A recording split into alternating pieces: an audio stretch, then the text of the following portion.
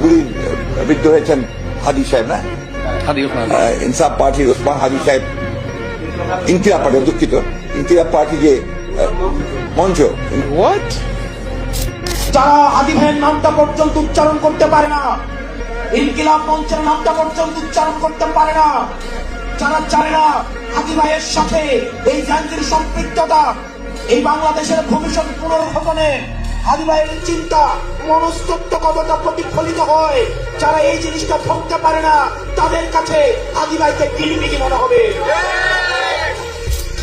হাদিকে আমার কাছে এই মুহূর্তে একটা বেশ গুরুত্বপূর্ণ জিনিস ছাড়া আর কিছুই মনে হয় না।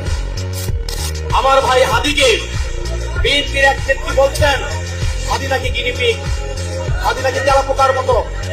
এই ফেসিস্টদের যে তারস্বর, ফেসিস্টদের যে আবরণ, ফেসিস্টদের যে চরিত্র, এই চরিত্রের সাথে নীলুফাদের প্রকাশ, ভাবভঙ্গি, বিএনপির এই নেত্রীদের ভাবভঙ্গিটা এখন ফুটে উঠছে।